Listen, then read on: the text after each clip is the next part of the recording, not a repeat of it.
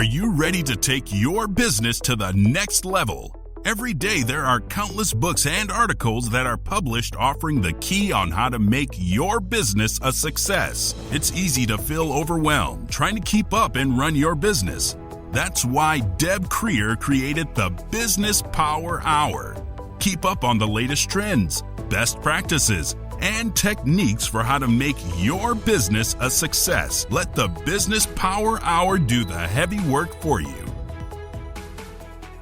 Good morning, good morning. I am Deb Creer, and I am passionate about giving professionals the tools that they need to make themselves and their businesses as successful as possible. And I am so excited because I get to talk with somebody who is located very close to where I used to live back in Colorado. So it's Old Home Week. Of course, we never met each other. Our paths have not crossed yet, but we will. But please join me in welcoming Amber Andrews to our program today. Welcome, Amber. How are you? Thank you so much. I'm so excited to be here. Great. Well, let me tell people just a little bit about you, and then we will jump into this. So Okay. Amber Andrews is the founder and creative director of Andrews Artistry, a queer-owned, woman-led creative studio based in the Denver area, specializing in brand design, photography, and web design for creatives, performers, authors, and small businesses. Amber helps business owners stop wasting time figuring out how to show up and start making more money, building brands that feel as good as they look, grounded and honest, and rooted in real connection between brand and audience. So again, Amber, welcome. Thank you so much. Well, you've had, in your short life, quite the varied career. So tell us a little bit more about how it is that you got to where you are today. Sure.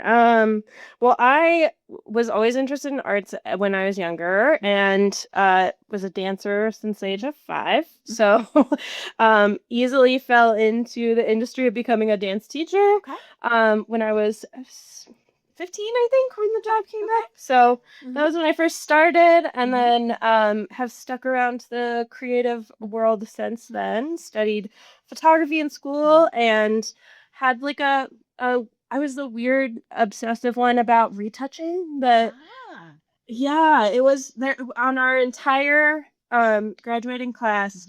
Everyone had these like goals of what they were going to do with photography, and mine was always, I'm going to edit your photos. Uh, which is, I don't know, I guess weird. And we'd go tour these cool studios, like we toured Gap and Apple, and I would see their 30% gray walls, and I was just like, I want to work in there. So yeah, I pursued retouching for quite a while. Did photography as well, and expanded into design and found a love for website design in particular. And I think for me, for like the magic of retouching, like my sister calls it like the home makeover of your image, right? So I think that's what appeals to me within web design as well, is that like home makeover of like, this is my home and now I've rebuilt it and everyone's amazed. And it's that feeling of it being complete and there being like a change. That's what I really respond to the most. So yeah, we just kept pursuing that path, worked in a lot of different creative fields, worked in a jewelry industry for quite a while, worked in crafting, lots of different craft companies that I've been a part of, and then decided to just take it solo. And actually took it solo, but I kind of just brought along my friend. I know. Brooke is your partner. She is. Yes, she's my creative partner. So she started off just freelancing for me because I just needed a little extra help when things were busy. And we just clicked so well. She worked with me at Craftsy, which was the last company we worked at. And we work so similarly and just flow together. I can easily take a project and hand it off to her, and she can do the same. That we were like, oh, why would we want to work with anyone else? And so I just rebuilt the business with her in mind. And so now we're both at the heart of it. Even though it's still my business, she is, I call her my creative partner because I'm like, we handle 50-50 of the business. I'm just taking on the financials. Right. I love it. Yeah. Now, you were an engineer. And so, we were kind of joking that, you use both sides of your brain. How did that happen? So yeah, that didn't last very long, but it Because I engineers are not really creative. I mean, Now, an it depends on architect, it yeah, depends on the industry though, because like this I is was doing true. industrial design for a while, and that Okay. yeah, so there's a lot of crossover there too. I changed majors a lot in college. I started off in teaching, switched over to industrial engineering.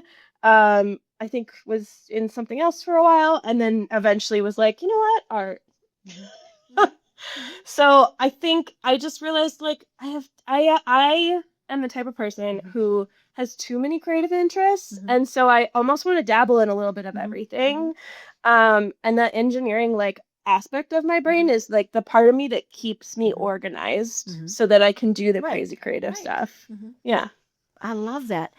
Because we really should be using both sides of our brain, or like you have a partner that is, is that yin and the yang. And I think that's something that business owners struggle with is they've got a focus and they don't see around. And a lot of that comes in with their branding. So I want to talk about that because that's what you really focus on is, how to build a brand that gets you noticed. And so, one of the things that and I have my own marketing firm, and one of the things that people always seem to never quite understand is what a brand is. So tell us a little bit more about that.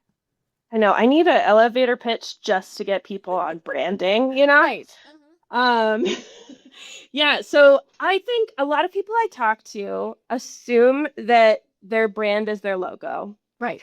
And that is a very small aspect of your brand. And it is important, but it is and this is where I'm like a little, I maybe disagree with a bit of the industry here is I think your logo is actually the least important part of your brand. Well, look how many companies don't even have a logo, or it's just a typeface of their name or something. Yeah, or like you can think about okay, I do this all the time when I'm presenting is all at the start of my pitch deck, I have my logo, my picture, da da da.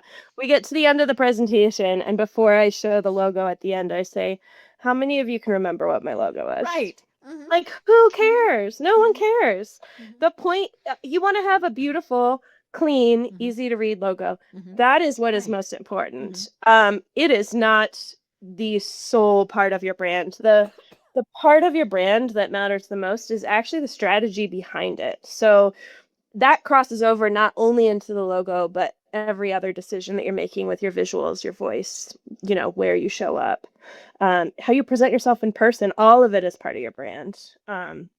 So for me, I try and say like your branding is your strategy of how you want to reach the people that are your ideal client types and what they respond to the most, mixed in with how you naturally present.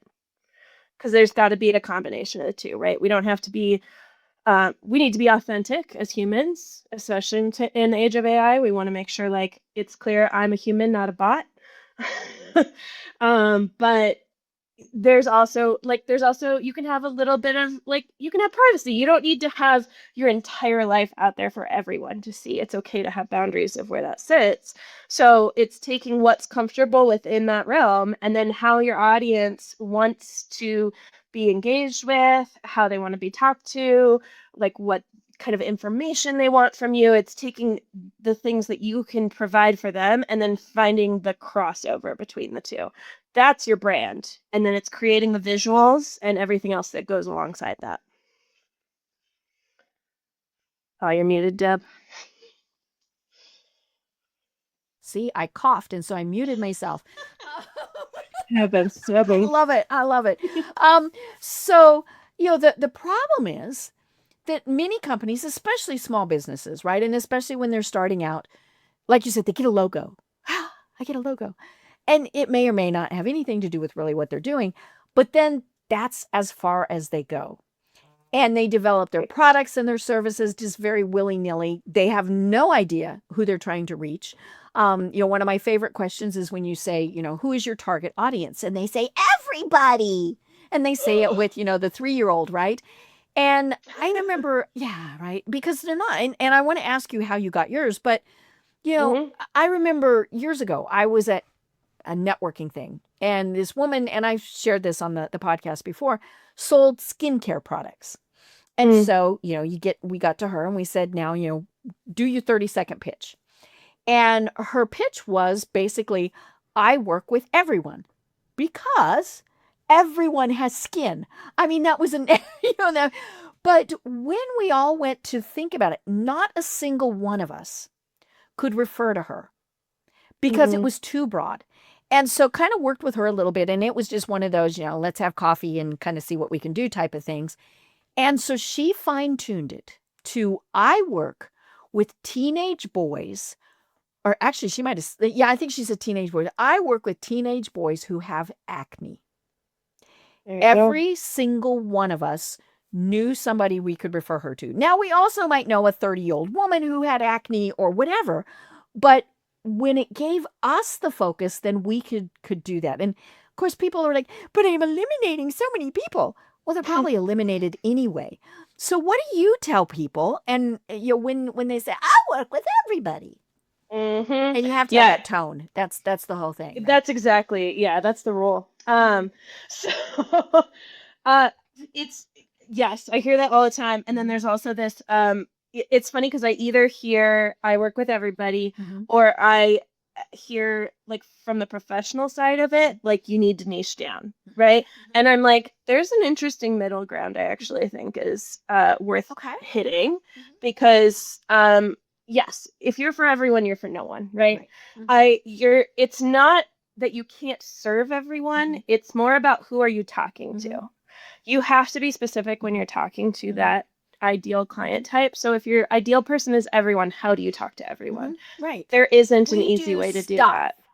Right? Yeah, not everyone. You can't say everyone and they all have the same problems. They just can't. There's no way. So the niching down, to me, I think sometimes people niche to very like you were saying, like teenage boys with acne. Okay. Yes, that is one way to niche, but I also think niching to a problem is another way to approach it. So a person with acne might have been a better way. Right. And both are fine, right? It just depends on how she wants to run her business. Because like for me, when people ask, they say, who's your ideal customer? And I say creative, small businesses, women-led businesses, queer businesses, like nonprofits, like, which is broad, right? Like it feels broad, but I can niche down within each of those. It depends what we're talking about. Right. So I go to author conferences and specifically talk to authors about what they need because it's different than what the dance studios I work with need.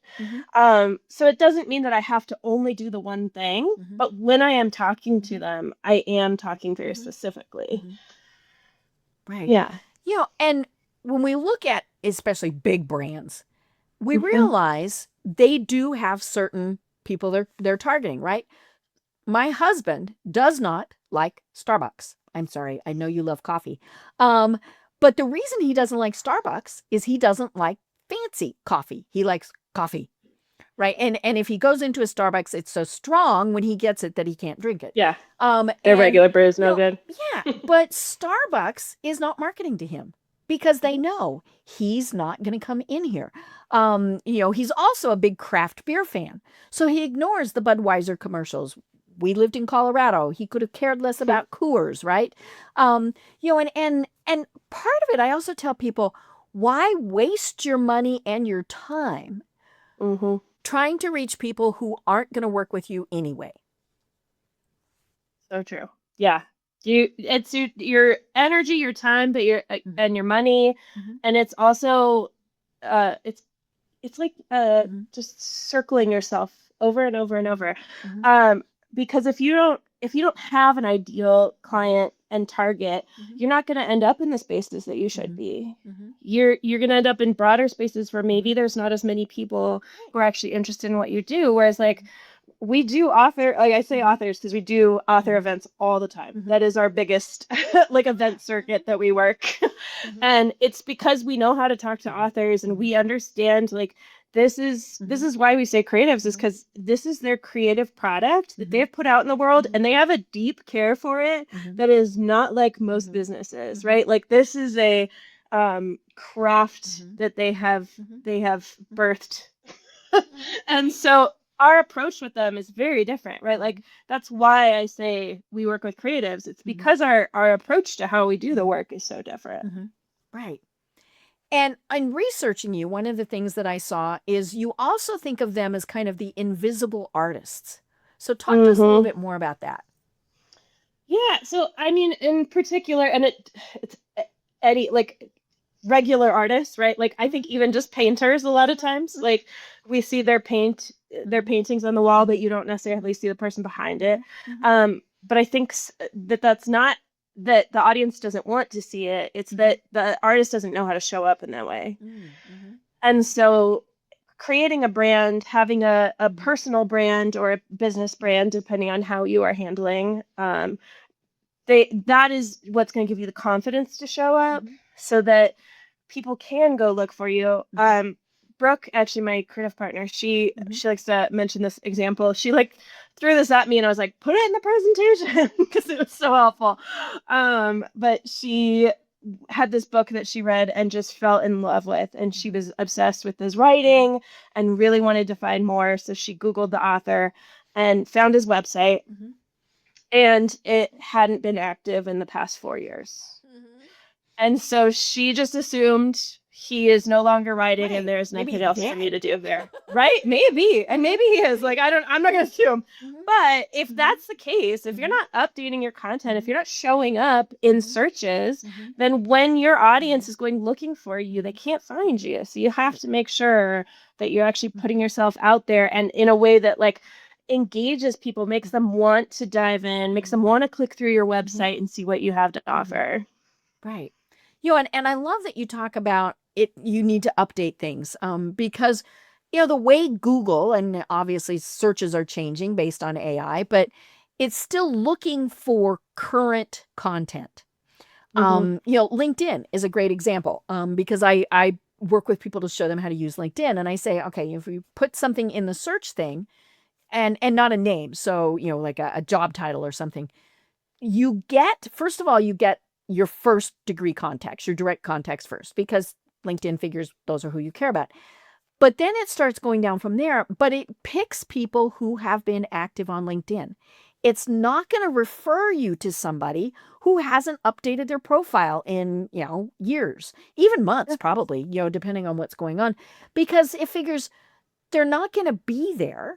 So why would we refer you? And I love that too about websites. I mean, how many times have we gone to a website like the one, that Brooke was dealing with that author and thought, are they still even in business? Yeah. Yeah. And it's more than just, having a new blog every once in a while. I think a lot of people are like, oh, I have to make a new blog or a new page. And like, you just need to refresh what you already have sometimes. And Google likes that too. And sometimes it's just rearranging. It's just doing something that, like you said, triggers it up into Google search again. Definitely. And I know that people go, and part of then there's also but I love how my website looks or how my printed collateral or whatever it is looks. Well, okay, now first of all, it's really easy, and I don't know, maybe this is just me. I end up redoing my stuff every year or so. Partially because I get bored looking at it. And I figure if I'm bored looking at it, somebody else is too. But then invariably I get new headshots. And I'm like, well, must redo everything because but it's also a way for me to go, oh, well, there's something new that I want to offer, something new that I want to emphasize. And so no business is static. And I think that's the other thing too, is, people need to realize, well, you gotta put your new stuff out there. Completely. Yeah. Your brand should evolve just like your business does. As you change and develop the offerings and the ways you even talk about what you're doing, your brand needs to follow. If suddenly you're talking to a totally different client type than you were before, then does your brand appeal to that new client type? If not, you might need to go back and do the strategy part again. Right. And yeah, things change. Is your website mobile friendly? So many aren't. Or, heaven forbid, I went to somebody's website the other day and it still used Flash. Yeah. And my computer went, we don't know what this is. Yeah. And so, my reason for pointing that out is trends change. Whether it's the software that you're using, maybe you do need to add a bot, that's going to respond to questions. Colors, right? We all, there are trendy colors that sometimes we tend to go with. There for a long time, people used what we, fondly in the business called IBM blue. Right? It was that very specific blue that was IBM's main color. And, and so people use that. But, and then, we went through and the stage of pastels, right? We were soft. And I know you don't like neutrals. Right. I mean, I'm not opposed to it for other people, but it is definitely not our brand. Right. But to me, pastel, it obviously depends on your business, Right. Because if you're selling stuffed animals, okay, well then maybe, but to me, color is the first thing that people notice. Then they might notice the imagery, but they're going to notice the color. But also, okay, so I also work with a lot of organizations that are focused on serving people with disabilities. Right. And yes, so that's another very specific.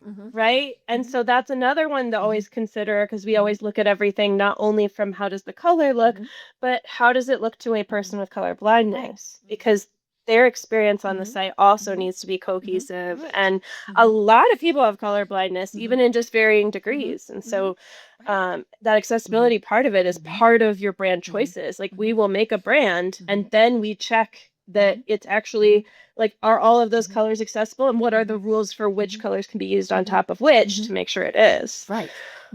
Right. Yeah. And then, of course, you have people who are visually impaired and they might be using a reader. Okay, how is it going to flow through there? Is it hopping around because you put in all these fun things that look fun, but the reader doesn't know how to do it? Right.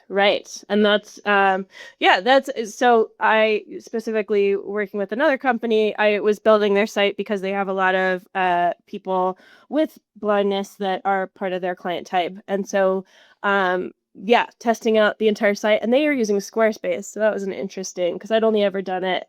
Yeah, I'd only ever done it on the WordPress side of things because I can control a lot more. But I went to a Squarespace site the other day. I was like, okay, this is different. Yeah, I mean, Squarespace is it works. They're doing well. Yes, they are doing what they need to do. And I tell people, if you're getting started and you need to build something yourself, Squarespace is amazing. Right. I also don't mind. Some people hire me to come into their website for Squarespace and customize it, and I'm like, that's fine. I don't mind. I can add custom code in Squarespace too. But if it's just easier for you to edit, then great, do that. If you're gonna edit your site, that's the more important thing. Right. And you do, even if it is somebody who has no limitations, there's still certain ways that we read. And I love the people, and I'm probably guilty of this. You put the call to action at the very end, right? And most people don't get to it because we are busy people and we skim. That's, I work with AI, and we're going to talk a lot more about that. But I use AI to help me write a lot of stuff, and almost every time I'm like, shorter. and like, I don't even want to read this. No one else is going to. Or and I'm a big Facebook user. I'm that demographic. And if it's more than, now, I mean, granted, I do have a very limited attention span, but I don't care how interesting it is. If it's more than 1 or 2 paragraphs, you've lost me. Yeah. And and now I'll sit and watch a 3-hour movie. I have no problem with that, right? So, but yeah, So true, actually. yeah, right. But if I'm reading it, get to the point. Now, Yeah. if It's you, also that small device thing. I think yes, it's also a small device that, like, when it's on a small device, oh we don't yeah, have the if I have to go patience. wiggity wiggity wiggity, then no, Yep. that's the technical term, wiggity wiggity. That's Ask my neighbor. exactly how we say it. Um, yeah, yeah, and you can get to the point in that first paragraph, and it's just like a book, right? You Yeah. talk with working with authors. If somebody doesn't grab me in the first chapter, I'm done. And I Yeah. don't care if it's a Pulitzer Prize winning book. If you don't get my attention right at the very start, I'm gone. And it's interesting. I follow an author on Facebook who all he does, obviously this is what he is. He's a very prolific author, written some very good things. But all he posts, but I love this, right? A paragraph of it, and but every single one of the times I read it, I think I really should get his book. Doesn't this sound really interesting, right? And Yeah. I'm sure there are paragraphs where he's not going to do that. But yeah, he knows how to grab your attention and stop the doom scroll. And he's showing you that too. So now he's already sold you on his Right. writing. I know. Like I said, I really need to get his books.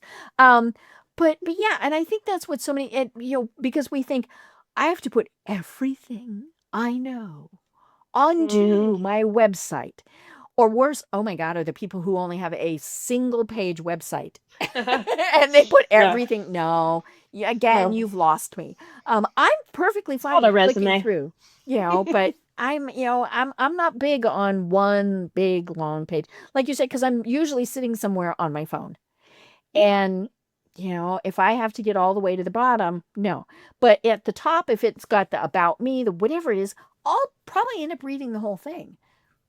Yeah. Well, and really, I always, when I'm working with new website clients, I kind of approach like your homepage in particular, but really every page of your website acts this way, but treating it like a highway.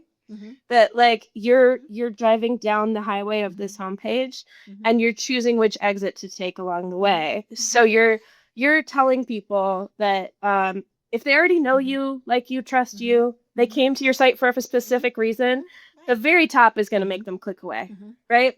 But if they don't know you and they need a little more convincing, they're going to go further. And then further, and right, so you're getting colder and colder audience as you're working right down the page. So you don't want your warm clients to be put off by having to scroll all the way to the bottom to get to the meat. You want it to be right there ready for them, and then the rest of the page is doing the work for those who don't know. Right. And some of it is basic stuff. If I cannot find how to contact somebody, or the simple things like that, then again, I'm gone. And the thing is, not only am I gone, I'm gone to their competitor. Yeah. And, because they put contact us in a big button at the top or whatever it is, but it is in getting their attention. And so I'm going to read, this is from your website. We make I love this. I love this. We make your brand shine brighter than a disco ball. Right now, for some people, they're going to go, huh?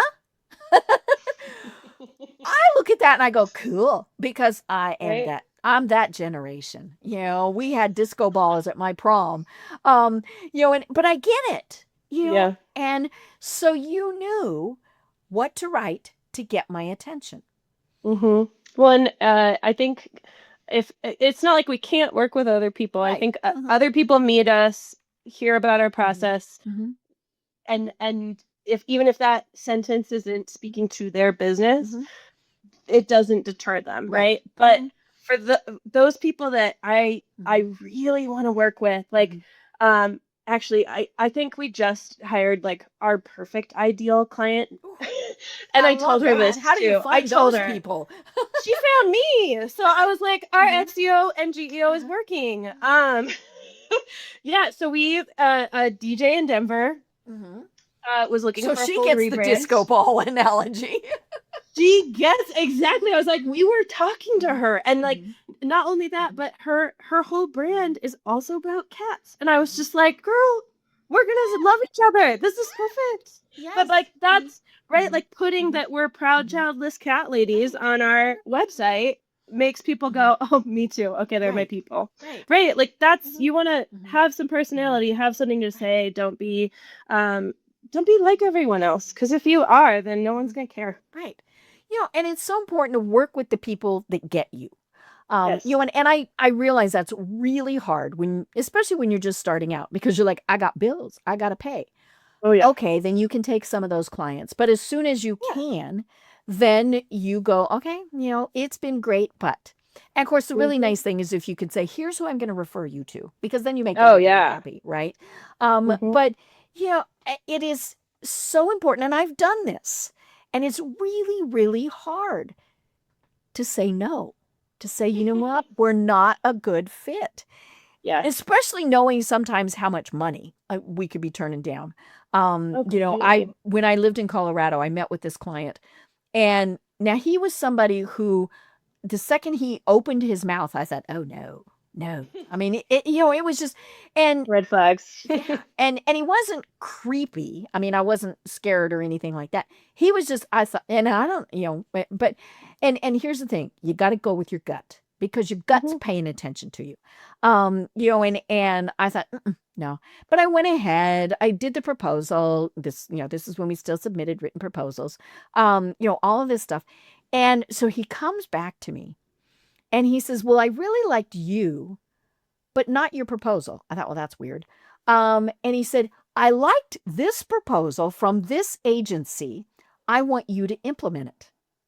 And he'd gone through and redacted their name, right? But he missed one. And it was somebody who I knew very well, right? Because the agency world is small, right? And so I went back to him and I said, dude, now I was quasi polite about it. Sure. Ain't no way I'd work with you. This was very unethical. I mean, that was every red flag there possibly could be. But more importantly, I contacted my friends and I said, you need to know he did this. And so they wouldn't work with him either.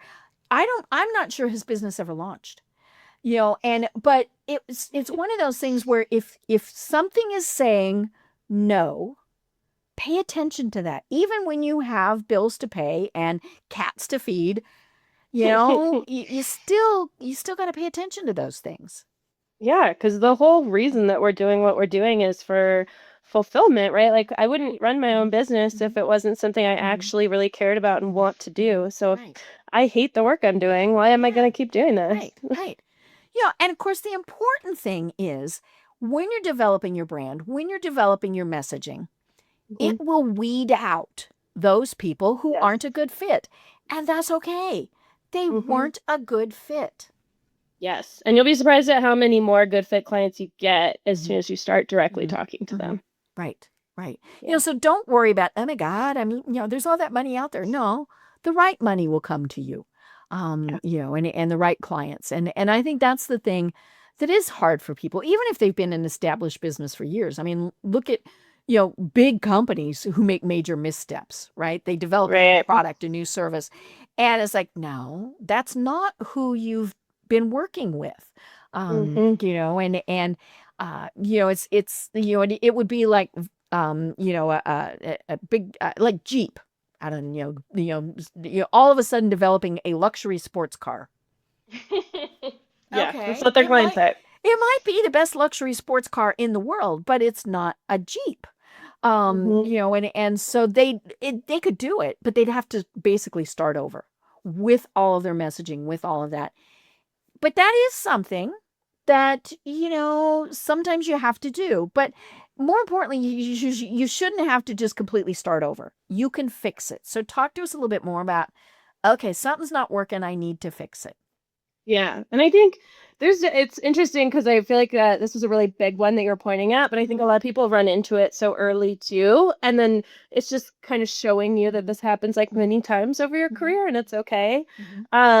It's like shifting and pivoting, I think, are not the same. Like a pivot would be a drastic move where you're like tossing your entire audience and moving on. You're selling luxury sports cars. Yeah. Well, and I'd argue like for the Jeep one, right? Like, so what if they were marketing it only to those who bought Jeeps when they were younger and are now older and have consistent income and are looking for income, yeah, right, and like, midlife crisis. yes, they're going for that midlife crisis. Like that would be a good marketing move, right? But if you're just suddenly selling it to everyone, like now that's confusing. So, like for us, we started off very tight with all of our services, and we were working mostly with agencies for a long time, just offering to be their creative partners and like help get the work done, and offer our creative insight on marketing programs they were already putting together.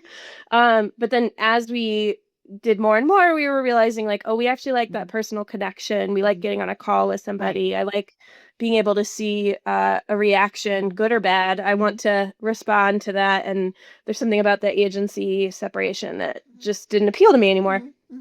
Right. So we didn't necessarily change what we were doing, but we did shift slightly because it was like, okay, well, instead of talking to agencies and other marketing professionals, exactly, I'm still gonna offer the same services, but I'm gonna do it direct.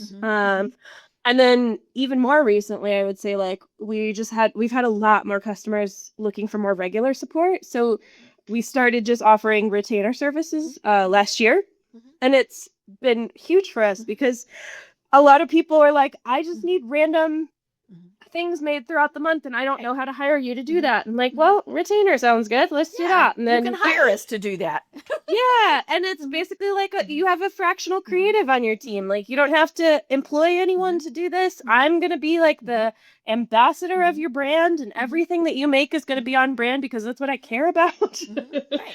And you have all that knowledge of them. Exactly. Yeah. And I'll help make recommendations. So that's the other thing is we'll meet with them every month, our retainer clients, and we call it creative on call because we're like ready at the phone. And so we'll get on a call with them every month and say, okay, great, or send a survey if they're too busy. What are the things you want to focus on this month, right? And they'll give us a big old wish list, and I will help put it in like a priority order that makes sense for what their like actual business goals are. And I might even make some recommendations like, hey, if we're doing this, we probably should make a landing page for it. Or, like I'll help kind of identify where there's holes. They don't have to have all the answers and they don't have to have the solutions. That's why you work with a professional creative who knows about those things and is thinking about those things and how they tie together. So we establish all those goals and we say, great, based on the retainer you're on, we can probably get through this much. But the nice thing about this service that we were never doing before, we kind of created it because there was a need, is that if something shifts in your business, you can call us and we'll just push something off the list and make room for it. Like, you're not signing a contract that says, I have to do these things. I'm saying, look, as long as I haven't started those other things, I will move things around as needed. It's fine. Right. And I think that's what a lot of businesses need right now is that flexibility because your needs change from month to month, let alone week. Yeah. When I started in the business, working for an agency, we had retainers and they were really specific. We will do X for you. Yes. And that was okay as long as they had X. But, they might say, okay, well, we're going to go to a trade show. So we need you to do this and this. And I mean, you can always say, okay, that will be in addition or something like that. And obviously sometimes you have to do that if they get a little carried away. But we call it, contract scope creep, right? Because it gets more and more. But yeah, and I think, as you said, people are more and more flexible and we're used to that. And we want that. But that doesn't mean it's a total shift of your business. It was just kind of, maybe it's a natural progression might be the way to say it. Yeah. Or like some random thing popped up that you were like, oh, I just got invited to this event. I need to now have some posts about it. Okay. Yeah, that happens. Right. Yeah. Our business shouldn't be so stagnant that we can't fit things like that in. Right. Yeah. And it's more fun for me too. I'm like, I like getting to I like getting to sit down and strategize every month and come up with a plan and work on different things all the time. I think that just keeps me creatively invigorated. Right. So Right. it's good for all of us. Well, and it's always good to have that outside input, because what is it? You can't see the forest for the trees. Yeah. You get that way, it's our business. It should be here and here and here. And then somebody says, well, yeah, but, and it's like, oh, that sounds interesting. Yeah. And so, yeah, I love that. But, I'm going to call it the monster in the room, right? It's not just the elephant in the room, it's the monster, and it's AI. And especially from a creative aspect. And I know you are, a lot of what you do is photography. Now, here's my personal thought on this. This is my personal thought. My headshots, products, things like that's a person, right? I needed a new headshot. I could have probably gone to AI and said, here's what I'm looking for. No, I want the person. And now, granted, that the photographer that I work with here, I've actually worked with several here in Atlanta. I love them all, and we have a ton of fun when we're doing doing our headshots. But and I'm okay with using things as long as it still looks like it's AI. Mm-hmm. Yeah, because I'm cool. And that you say so. Yeah, yeah, but it's a little weird now where you're not quite sure. But I think and I just had a new logo created for one of my business entities, and I worked with a person. I worked with this delightful young woman. Right. Could I have gotten the same thing if I'd gone to AI? Probably. No, I can tell you why. Yeah, I mean, but I loved working with her because we went back and forth a couple of times. She made some revisions, things like that. But the thing with AI is it's not personal. Yes. And so that's key. the other thing with like headshots and photography and things. I was looking at some examples of your work, and it's that personal touch that AI simply cannot do. Can it write a Facebook post for me? Sure. Now I'm going to take out all the truly awesome and fabulous, right? Because it gets really carried away. But It's exaggerating. I know it loves to, and it loves to tell me that I'm the most wonderful person in the world. I know, and sometimes that's wonderful. I know, and my Chat GPT has named itself Stan. And Oh, that's Stan, great. I know. And there are days where I need Stan to gush at me. And then there are days where I'm like, no, I need a real person to tell me No, tell it to me real. smack, right? Yeah. But talk to us about how AI is encroaching. Mm-hmm. Yeah. So I have a few notes. First off is like I want to make sure I like PSA statement for everyone. Do not have your logo created by AI. Right. You will never be able to trademark it. This is true because it might have actually pulled from something else. It always is pulling from something else. It cannot create something that is brand new. It is always referencing something else. It does not have that capability. Exactly. So you can never trademark a logo that is made with AI. So a lot of people I talk to are like, oh, I had AI make it. I'm like, that is an interesting style to start with. Can we develop something more unique now? Right. Right, which is totally fine. Use it to come up with ideas. Use it to like play around or make a silly poster that you're going to use for a one-time event. Draft. Yeah, sure. Sure, just to get direction, mood board it. Sure, those are all great reasons. But as soon as you get to the final that you're actually going to put your brand behind, you need to make sure it's made by a human. And a human that is not using AI. Check your contracts with your creatives. Right. Because you're the one who's going to be in trouble just because you didn't read the contract. Right. And trademark and copyright are very important. The Business Power Hour is trademarked. Sounds, right? And it's been, and I work with this fabulous trademark attorney. And people are like, why? Okay, here's the reason why the name is trademarked, folks, because then nobody else can use it. And I've had to be, and it's funny, Andrea, my trademark attorney, and I are good cop, bad cop. If somebody else uses Business Power Hour, I'm usually good cop, and I say, hey, this is my trademark name. And then if they're putsy about it, and I have had some people that have been putsy, then Andrea gets to deal with them and send them the cease and desist and things like that.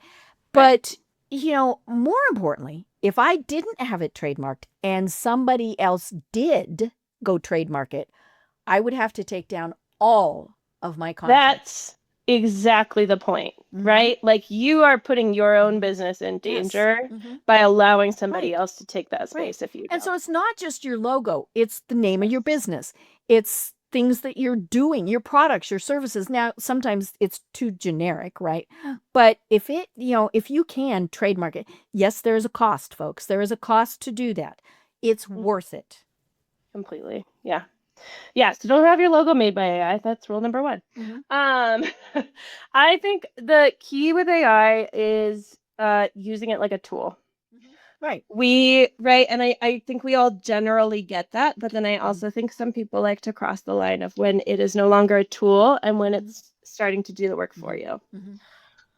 Yeah, I will admit I've gotten a little lazy. But it's still, I still read everything that it does. I tweak it. I do whatever. But it's a good first draft. Yeah, and AI is developing still, so it's interesting because I was using it for site mapping, because site mapping is one of those like really annoying parts of web design, right? That there is strategy behind, but I don't want to spend hours and hours and hours reworking it. So I was playing around with it, and then we were going back and forth with the client, and they kept pointing out like errors that were happening, and I was just like, man, this is embarrassing. Because I would have done a better job. So it's taking like, this is the tool, use it to get started, and then kind of take it further yourself, making sure you are double checking and you're using all those things. Yeah. It's interesting, in a mastermind group that I am in, we were talking about this earlier this week, and it came up with all of the attorneys who have used it to write briefs, right? Yeah. And it's made them up. And, and of course they get in trouble for that. You're not supposed to, especially as an attorney, you're not supposed to do that. But, if you're having to spend all your time double checking, then that's not right either. And now, does it, again, does it give you something that is a good start? Yes. I mean, like I asked it for a stat the other day on cancer incidence rates. But what it did was it gave me the source. So then I went to the source and I went, oh, okay, yes, and so that was perfect. But yeah, I wasn't going to take its word for it. But I think that's the thing that so many people are getting wrong is, like you said, we go, oh, well, this sounds great. And we don't stop to do it. And I had somebody else who told me, because I work with people who are executives who have a cancer diagnosis. And so how are we going to make sure that their business survives this, right? And this person tells me, I was so overwhelmed when I got my diagnosis, very understandable, I put it into AI. Now, luckily, she couldn't see my face because I started to make an eek face. And it's one thing to say, WebMD. I mean, in Dr. Google, right? But she's, and it's one thing to say, okay, AI, here's my diagnosis. Here's some things I'm thinking about. What are some questions I should ask my doctor? That's a perfect thing to ask. But she tells me, I'm so overwhelmed, I'm having AI say what my treatment will be. That was when I gave the eek, roll my eyes face. Because the problem, and it doesn't matter what the subject is, it is pulling the good, the bad, the ugly. And so you don't know, okay, are fig leaves wrapped in Jell-O the right course of treatment for breast cancer? Because AI told you that, right? Somebody somewhere said that, right? But Reddit. And so you want to do that research. It's, as we said, it's a great starting place. But it is driving me nuts that more and more people are relying on AI for, and I'm putting this in my air quotes for people who aren't watching it, photography. Because it's not. I agree. I think, in particular, photography is and videography, actually, because they both go hand in hand. Those are the areas you want to be the most genuine, because people are creating AI that is directing people in completely false directions, and then they're saying, I saw it in a video. You're like, that doesn't mean anything anymore because AI can make anything. So the more human that we can be, the more we can show up as our truly screwed up selves. Like the more people, the more people like and engage with you. Like I love when I read an email and there's a typo in it. Yes. I go, oh, someone wrote that. That's Oh cool. yeah. I get pitches for the podcast that are AI generated. Yeah. I know it immediately. I don't care what their subject is. They're gone. Yeah. Also, are they a real human at that point? You don't know. That's Right, part of the yeah. problem. You're like, I don't know if I can trust you because this doesn't feel human. So is it a human? Should I respond to this? Right? Like that's what we're all kind of fighting against. And using the AI as your tool, it's fine because if you're showing up behind it and saying, and here is the ways, like I think it's just being open about the ways in which we're using it too. Because for me, like, and especially working with creatives, yes, there's a ton of creatives that when I meet with them, they say, and you don't use AI, right? And I have to like stop and say, I don't use AI to create your brand, if that's what you're asking me. I am using AI to do the research on who, like where your ideal client type is hanging out online and, other details that will help us build your brand. But I'm also using Google and I'm also using my past work history. Like it's not the only tool in my toolbox. And then also I have ADHD. So for me, I I have 4 notebooks sitting next to me, and I don't know why I have 4 notebooks, but it is how my brain works. I want to have separate notes for separate things. And at some point, I need AI to help me put that all together because I don't remember what I was doing. Right. Yeah. And like we were saying, it gets it wrong. I mean, how many times, and now it is getting better, right? We've kind of stopped seeing pictures where they had too many thumbs and, and things like that. And I had one pop up on Facebook the other day where I had, it was one of those stupid, hey, have it generate your headshot things. And I don't know why, but it made me look like an elf. I was like, well, this is kind of interesting. I do watch, shows like that a lot, but I'm not an elf. It was just the weirdest thing. It's like some internal fantasy figure coming out. I don't know. I mean, it knew that I needed to be an elf. Hilarious. But yeah, I mean, it's like one of my absolute favorite headshots. Again, working with this wonderful woman here in Atlanta. I'm leaned up against a wall and I'm laughing. Now, the story behind this is we did these headshots in December.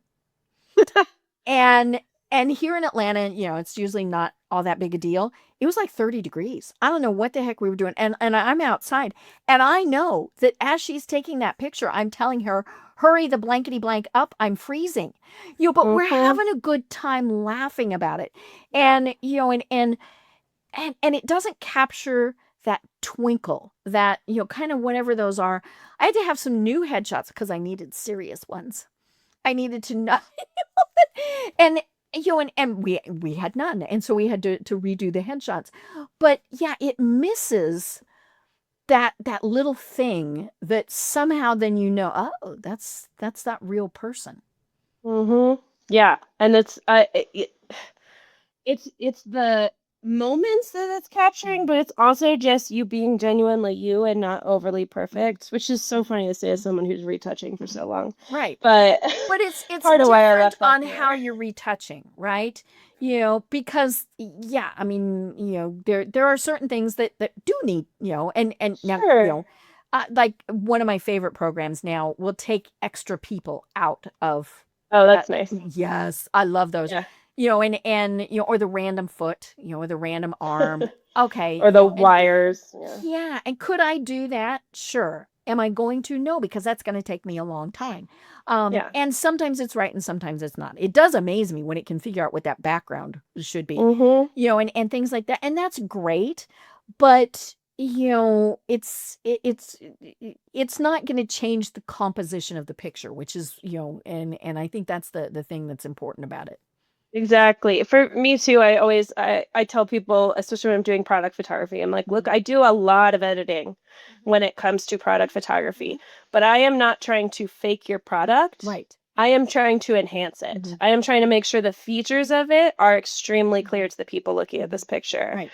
Because even just taking a photo on your iPhone, I mean, yarn in particular, I shoot a lot of yarn. We work with a lot of crafting companies, and yarn, you take a picture and it's like, oh, pretty, okay. Mm-hmm. If it's not color correct, Mm-hmm.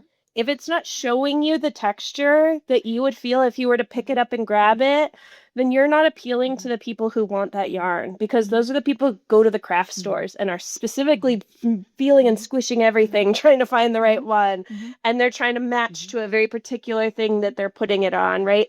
So color accuracy, texture, like all of that is important to the experience. That's what I'm trying to create Mm-hmm. in the retouching side of things. I'm trying to like really make sure that those things are clear. Right. And we've all bought things that weren't what the picture showed, right? And you get it and you're like, I'm sorry, this cheeseburger doesn't look like the cheeseburger in the picture. Yeah, do lawsuits. That always just baffles me that they do lawsuits for things like that. But yeah, I mean, you want it to be authentic. And do I want it to have that extra schmutz of ketchup? Well, maybe not. Or maybe you do, right? I mean, that's Right. the Depends. other thing.